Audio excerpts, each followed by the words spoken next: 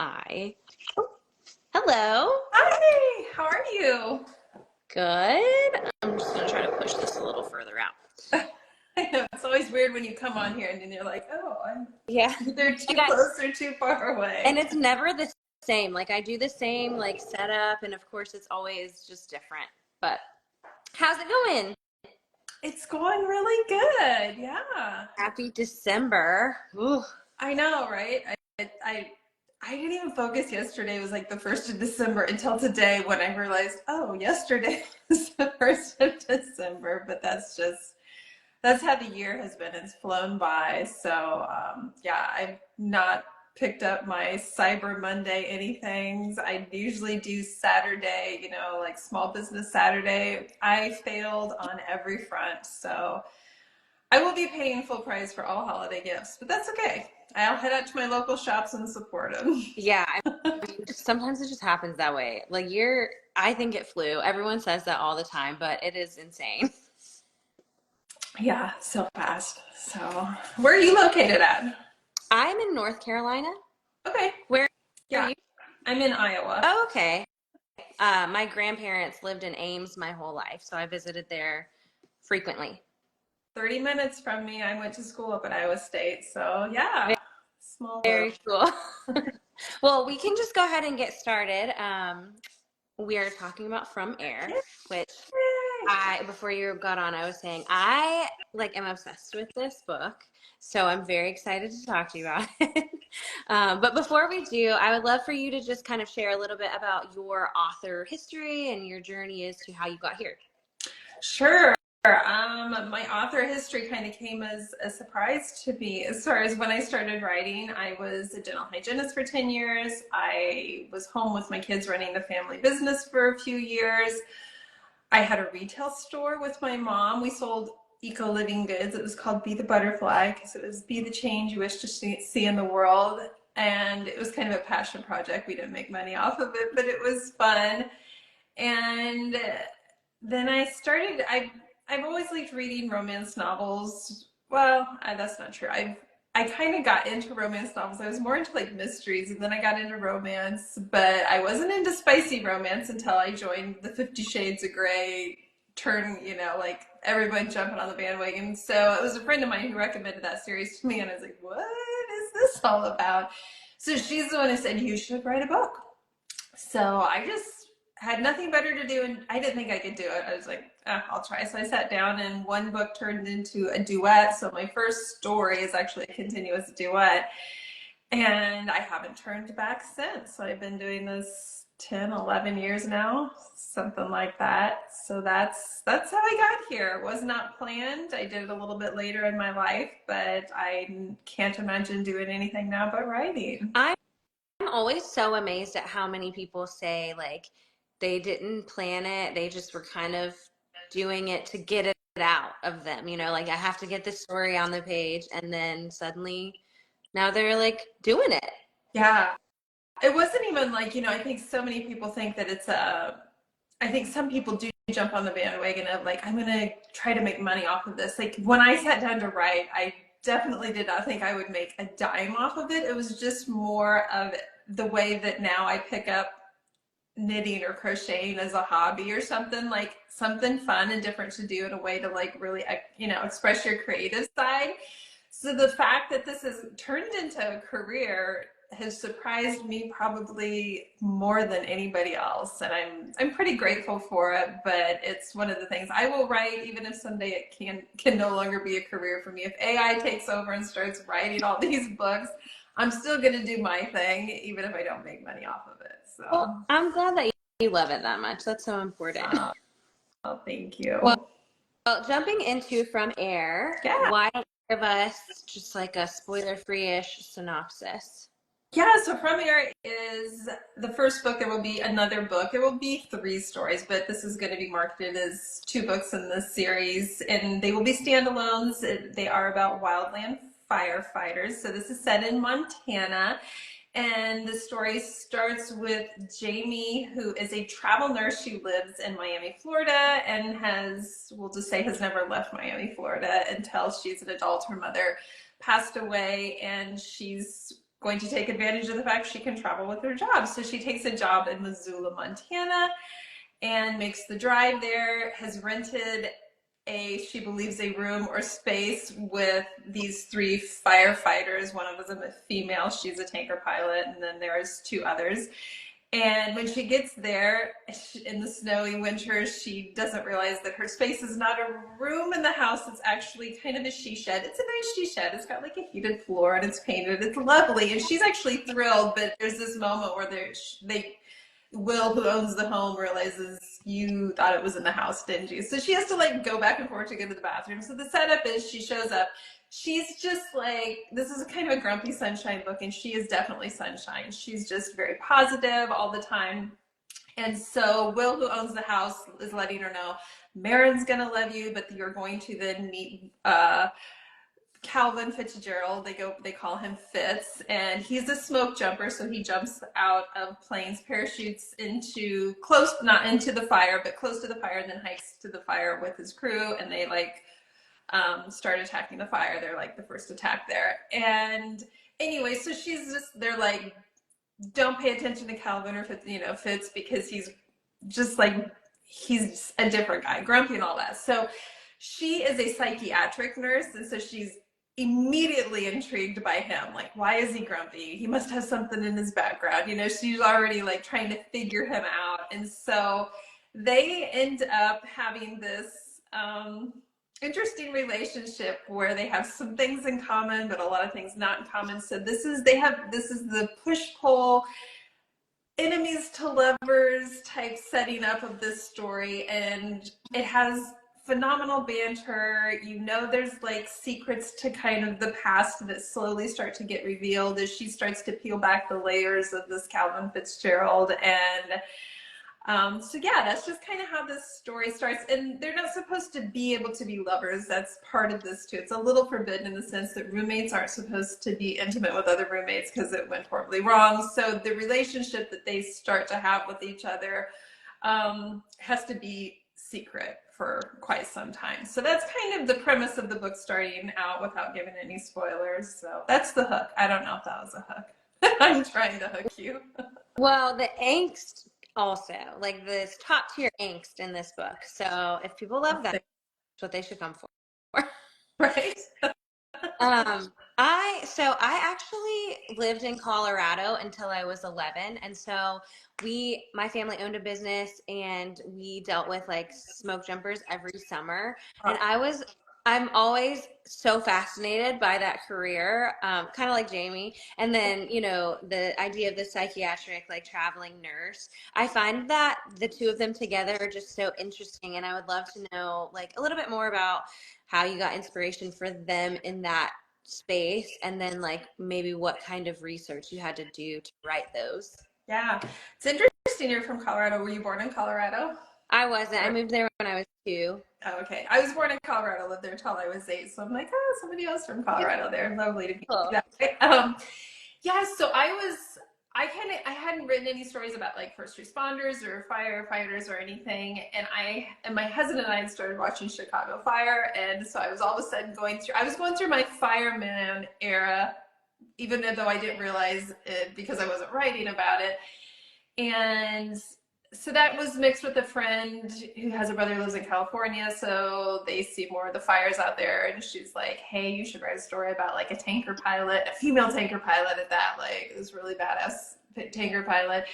And that then led into the whole, I could write a series about different types of wildland firefighters. So I have gotten the chance to skydive a couple times in my life and fell in love with it. And so then exploring the whole smoke jumper profession, just then like, there can be a book about the tanker pilot, there can be a book about the smoke jumper. So that's kind of how this story came about. And then I just jumped into the research of, I took a trip out to Missoula, Montana, and I took a tour of the smoke jumper base there and got to ask a lot of questions and got to see all of it. So I get to see the hangars, I get to see all the sewing machines. So I got to have that opportunity. I had then a separate opportunity to chat on the phone with a smoke jumper. And it was actually a female smoke jumper, and she just let me pick her brain about all of this. I tracked down a psychiatric nurse who does a YouTube channel, and it's just kind of like a day in the life, and he's really interesting. I just came across his videos and I just started watching all of them, and I finally found a way to contact him. I'm like, oh, he's gonna think this is so weird. So it's that random, hey, I'm writing a book, blah blah blah, and he's like, yep, call me sometime. So we chatted on the phone. For the second book, where there will be a tanker pilot, I also found a tanker pilot that talked to me on the phone and has let me email her numerous times. So it's been really fun. And I've mentioned this before when talking about this book. I gathered way more information than I was ever going to put in the book, because I don't like writing. I like writing a book that is true as it can be to the people in the professions, but I don't want to be all showing off like, I'm going to spend 3 pages telling you everything about a smoke jumper that's not important to the story. So there was so much information I got that I didn't specifically use, but it gave me a feel of like being able to imagine myself in these characters' shoes and kind of a day in the life of these characters. So it was so much fun. And when I went out to Missoula, it was my first time in Montana. I took my oldest son, and we had such a great time out there. And it was during the summer. So when we took a drive up to Glacier National Park, and there were fires going in different areas. So we saw fires. We even saw a helicopter, which was a tanker pilot, and they were like scooping water from a nearby lake. And so I'm like, he's driving, luckily, and I'm like taking all this video. I'm like, I'll never probably use this, but it was really fascinating to me, and sad too, because I realized things like how little money smoke jumpers make for what they do. Like, a lot of these people who have these high risk jobs, you would think, oh, I mean, there is like hazard pay and stuff, but for the most part, they're not compensated that fantastic. Tanker pilots are way more so than smoke jumpers, but yeah, it's crazy to think that somebody can jump out of a plane, hike into the fire, towards the fire, but they're not compensated all that great. It's kind of, I don't remember whether I left it in the book. I know at one point in the book, I have Fitz making a comment about how Jamie, as a travel nurse, probably makes more money than he makes. So That sounds like such an exciting situation to get to enter into and see all of that firsthand. Hi, Hannah. I see people jumping on here. Good to see you. So we've already discussed the differences between Jamie and Calvin and how it's pretty much Grumpy Sunshine. I have to admit, this was my first of your books, but I'm gonna guess that you write multiple POV as your standard setup. Not necessarily. Not necessarily? Okay. Well, I would love to know more about how you navigate writing such distinct voices without confusing the reader and just making them so different. Yeah, I mean, every book I approach it as to what I think the story needs. I don't approach it to necessarily what I think my readers are going to want, because there's some readers that are like, I like dual POV, and I get that, but from a writing standpoint, because I don't just write one type of romance. I write romantic comedy, and I write things closer to women's fiction and suspense, and to me, it really depends on what the story is as to what the point of view is.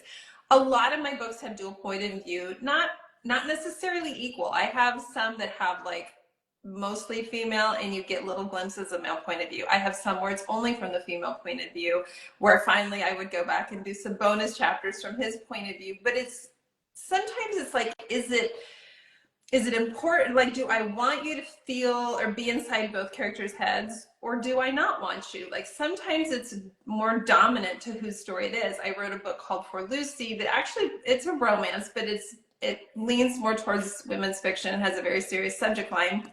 And for leaning towards women's fiction, what's interesting about the way I wrote that is it's all from the male point of view. The whole book is from the male point of view. And it is from the male point of view because that's how I thought the story would be most interesting to tell it. And it did very well. And I've had The narrator who narrated it was phenomenal, and even he had messaged me about what a great story, and he got choked up, at times narrating it. But I had numerous people that were just so surprised that it was all from his point of view. But after they were done with it, they're like, I can't imagine it being from anybody else's point of view. Sometimes I have some of my books, a handful, not a majority, but a handful of my books are in third person point of view. And they're that way for very specific reasons. I don't just all willy-nilly like, oh, draw straws, this is gonna, whose point of view. I put a lot of thought into whether it's first person or third person, whether it's a dual point of view, or how much. Is it an equal split or is it not? And there's just sometimes where the story needs to be told from a specific point of view. Like I'm actually planning out another story that's going to be way into the future, and I'm already going back and forth, like whose point of view, if it's a dual, but who's going to be more, or is it going to somehow be split? And I've already decided it's actually going to be the first half of the book is going to be all from one person's point of view, and the second half of the book, because it's going to be a now and then type thing, will be from the other one's point of view for very specific reasons. So yeah, it's not, so when you said like most of them are dual, I still think, yeah, most of them you probably are, if I were to count it up, you probably are getting a majority that are dual, even if they're not like alternating chapters. Have you ever started to write in a certain way and then switched it because it just didn't feel right?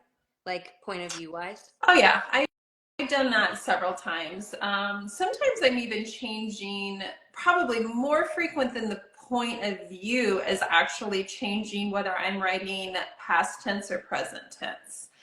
Because sometimes I just realize this story is going to fit better if it's from present tense and in the now. And then there's other times where I'm like, nope, it's going to fit better if it's past tense. Like if I have a lot of reflecting back in a book, or not even a lot, but just a fair amount of reflecting back into something in somebody's past, I like it to be present because it's less confusing going from present to thinking back in the past, or if you're telling it from in past tense and you're going past tense to past tense, that way. So yeah, there's been times, and it's maddening because I've oftentimes been quite a ways into the book and I'm changing like the past to present or vice versa. So then I'm sending it off to like beta readers or editors, and I'm letting them know this got changed. I tried to go through and catch all the verbiage and get it changed, but you need to be looking out for this. But I don't know if I've actually ever changed either like first person to third person, or changed like one point of view to another person's point of view. That part comes pretty naturally to me when I'm writing. I just like know which voice is in my head at that point. Well, so Calvin is, we've already kind of described him as grumpy, and he's definitely like a no strings attached kind of guy. But I'm not going to give away too much here, but you kind of learn like peeling back his layers that's very intentional, and it doesn't mean he doesn't have feelings. It just means he doesn't necessarily want to feel them kind of thing. Oh, exactly. I And mean, so, that's very, how you said it is very well said, that he has them, he just doesn't want to feel them, and for a good reason. Yeah. right. So I want to know why he had to have his tragic backstory. Like, what was it when you were writing that you were like, this has to happen for him? This kind of got brought up the other day, is somebody asked, because this ties into that, if all of my stories have such a faded love feel, because it was somebody who had only read this story and then one other story. It was my Transcend duet, and they both have a very faded love feel.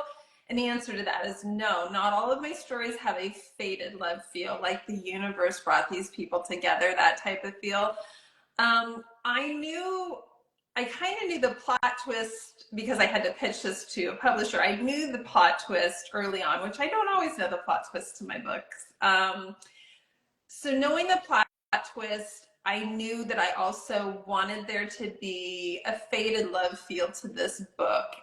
So when I thought of the plot twist, that's where I kind of worked backwards, is to his past and, everything, how that was going to play in there. And I knew when I wrote it too, this was like researching smoke jumpers and talk, and like I read two different books written by smoke jumpers actually. And so, and then plus like talking to one and doing the tour of like realizing that it's not across the board, but a lot of smoke jumpers are, they're kind of too, they keep to themselves. I don't want to say lone wolves, but a little bit like they keep to themselves. They like to keep, you know, their personal life personal, and they're just like go in and do their job when they do, you know, when they're like leaving the fire and heading to camp out. They're not like, they're not always hanging out with each other. Is the whole like they scatter like quail is what they say with them. And so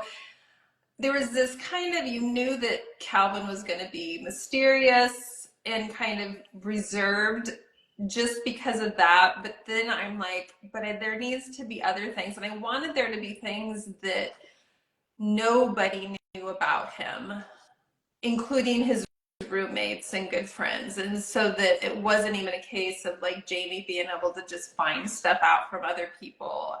Because part of what I wanted was a lot of the revelation about him and why he is how he is. I wanted it to be Jamie to be the one to somehow pull this out of him or peel back the layers and discover this. Just because I'm not always a fan of like the tortured hero. Like I shouldn't say not a fan of it. I don't. It's not like every hero I write is a tortured hero, because sometimes that does get to be like, oh, why can't we just write somebody who doesn't have something awful or whatever have happened to him? But for this one, because I thought it was also going to be too predictable to head down the whole, well, he's a firefighter, so are we looking at like a tragedy that way? That's why I wanted there to be twists and turns and kind of a little bit keep the reader guessing. But more than that, it was just a revealing to the characters. Because I've had a few people that are like, oh, I guessed at least one of the plot twists, because there's kind of two of them. And that's okay. I wasn't necessarily trying to hide that from readers. But Calvin, I like him. I like his layers. I like his tortured past. And it suited him for his profession, his age, and everything.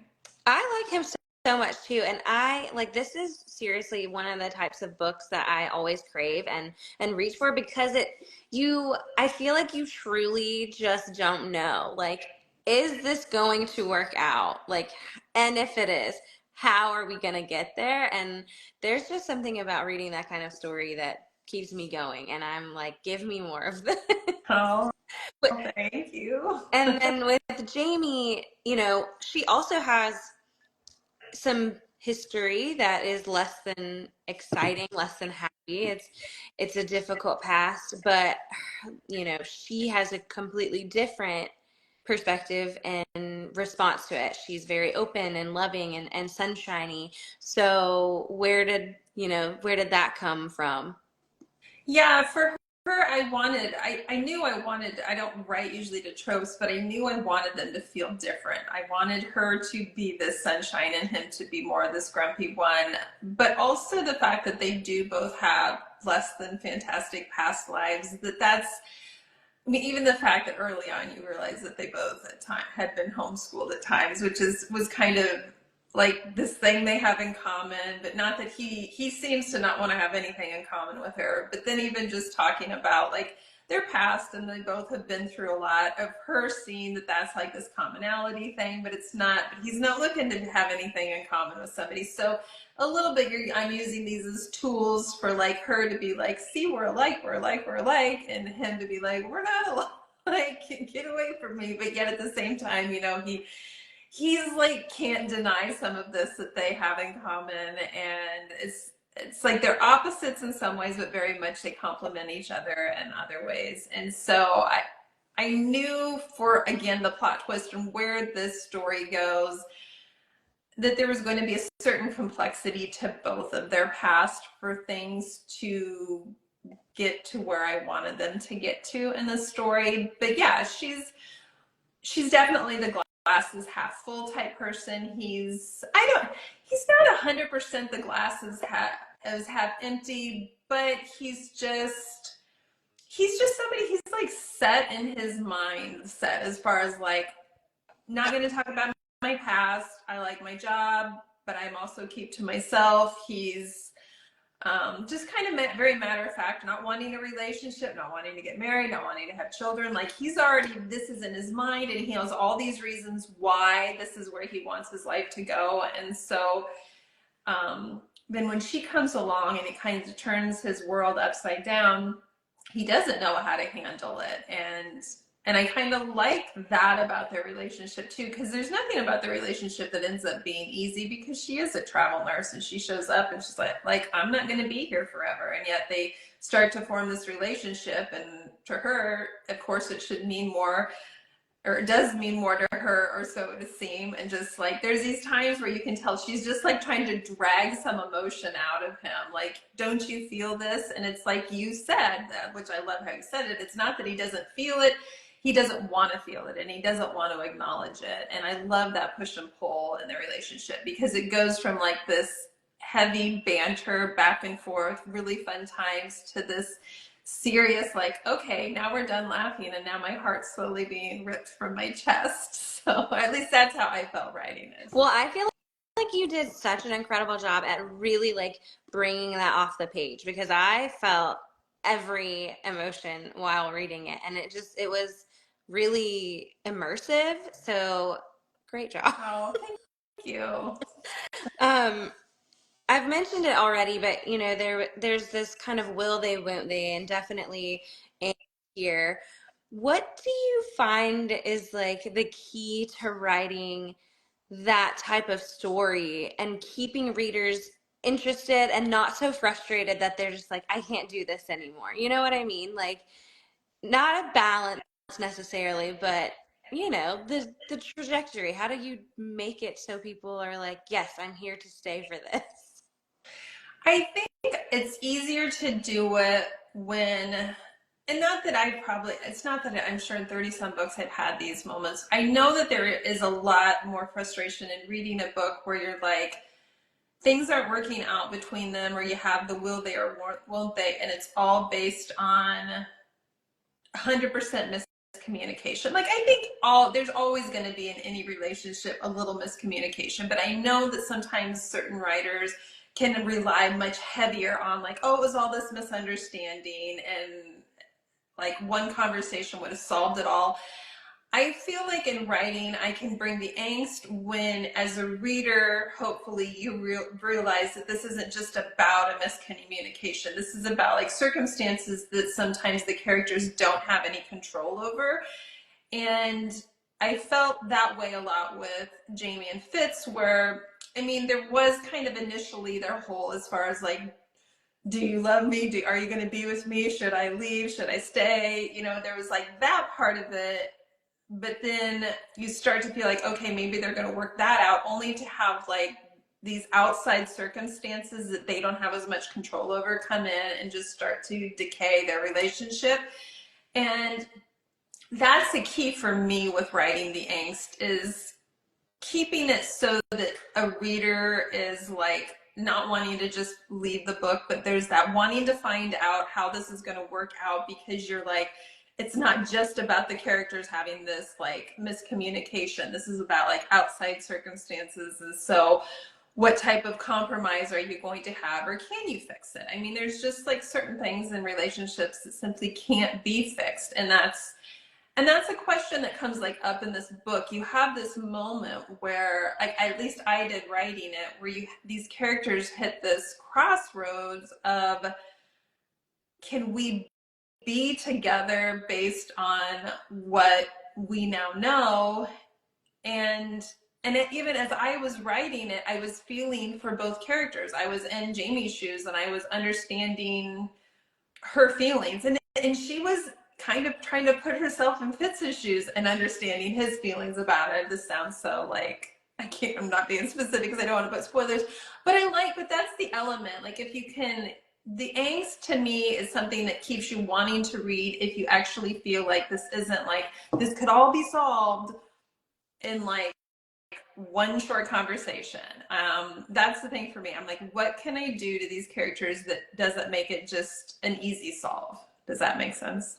Probably Yeah, not. and I agree with you. I think it's what makes it so great is that like it's really that feeling of, can this happen? Can this work? Not because like a conversation needs to happen, but like legit, like circumstances and all of the things. Can we make this work? And so I think it's really just rewarding as the reader to go through the experience and then, get to where we get, which I'm also being vague, but I know.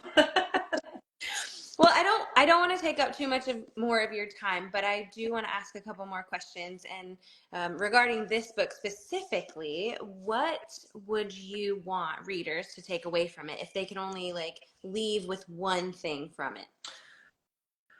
Oh my gosh, with one thing from it. I don't even know. For me, kind of like at the end of it just felt like a never say never. There were so many points in this book where you're like, this will never work out. And even the characters were like, this will never work out. And I say that so much in my own life. I don't as much anymore. I'm learning to just say, I never say never because I've proved myself wrong so many times. And that's where I just felt like writing these characters where you felt like there was these impossible times that I would hope readers would come out kind of with a sense of optimism of like we can overcome sometimes the unthinkable and the unimaginable, and not just on a personal level but like with relationships too. This felt like something like this huge journey, yes, a fated love, but like that you have to have a high level of forgiveness and empathy for other people. So I hope there's that, never say never. I love that so much. Final question, and you've talked about it a little bit already with this series, but what's next for you in terms of writing, and then what can we expect from the next book in this series? Sure, yeah. So in terms of writing and like publishing right now, my next book it'll be self-publishing, will come out in January on the 23rd, and that will be The Apple Tree. It's the second book of my Sunday morning series. Those are also standalones, but it's interconnected. And then this next book in this Wildfire series is called From Nowhere, and it comes out on March 4th. So two books pretty close together. And that book is Marin's story. So for anybody who's read From Air, or when you do read From Air and you come across Marin, she is the tanker pilot. And so she will get a story. And if you're a trope follower, if you're not a trope follower, plug your ears and walk away. But if you're a trope follower, it's also going to be, Marin's story will also be a single dad romance. So if you're into single dad romances, and I thoroughly loved writing it. And there is Lola, this child in there that is just has stolen my heart. I loved writing her, and the people, like beta readers and people who have read it or have even picked it up off of it's already been on NetGalley, have loved Ozzy and Marin and Lola and their story. Again, it's heartbreaking. It's totally different than From Air. I mean, there's still, you have the characters, it's set in Montana, there's still the wildfires, but actually like the progression of the storyline is totally different. But funny too. Like I love to have humor, and then you're gonna get your heart ripped out. And so that story will have that. And then beyond that, I have the final book in May of my Sunday morning series. It's called A Good Book, and it comes out then. And those are the only things that I have for sure that I'm promising people. Beyond that, in this book, everybody's asked me, will the character will have a story? And he will, but I don't know what that's going to look like and when that's going to publish yet. But he absolutely will get a story, and I'm most looking forward to writing his story, actually. So whenever that happens. That's a lot to keep you busy over the first quarter of the year. So Yeah, but I don't. the funny part is like both my next two books that we'll publish, I'm done and the editing's done. Like they're all done. It seems like a lot. So I'm just like getting to jump into writing my final book in the Sunday morning series, and then probably on to Will's story. So, but for my readers, I told them back when Sunday Morning published, I'm like, you're going to be getting a book from me like every 3 months here, or 2 months or something like that. Like really, I think every 2 months or something you're getting a book from me. So pretty quickly, and then the end of next year, people might be saying, "Where's more books?" And I'll be, "Well, I'm catching up now. I have to write them." So lots of good stuff coming. I'm super excited about the two books coming up the first part of 2025. So I hope you guys will get excited and like them too. Yeah, I don't think anyone's complaining. You mentioned NetGalley. Are some of them still available on NetGalley? Is that something people should look for? You can always, I don't understand NetGalley that much because I don't really use it, so I'm not the best one. I know this is just Montlake that's put them up on NetGalley, and I know that they put, with both of the books, they put out this batch and then they were gone as to they had like a number and you can add it to wish list, but I don't know how wish lists work on there, so I don't know if you use it. I don't know if a wish list means that they could just decide we're going to give out some more. So if you're on that galley and you want it and you can add it to your wish list, my feeling is it probably doesn't hurt. Anybody who's a blogger, influencer, whatever you want to say that way, can sign up through Valentine PR. That's my PR company, and potentially get an ARC. They send out some ARCs. They do some ebook ARCs. I know some people have even gotten paperback ARCs. They usually, for the Montlake books, they will also, you can do like the audiobook, some ARCs with the audiobooks and stuff. So check with Valentine PR on that. If you're like, I want this book, check with them, and they're pretty good about getting people hooked up with some form of the book. Well, great. I mean, that sounds like there's a lot of potential availability for people. And if not, it's really not that long to wait. I mean, this month is going to fly by and then we're there. So I know. So all the goods coming. Absolutely. I know. Time flies. So well, thank you so much for joining me. thank you. I loved this book and I hope that everyone reads it. It's available now. And I'm definitely, I mean, just reading this, you now have a new reader for life that I will be going Oh, back and backlisting. So I'm so grateful. Thank you very much. thank you for having me. It was lovely meeting you and chatting with you. Yeah, you as well. Have a great night. Thanks, you too. Bye, Bye. everyone.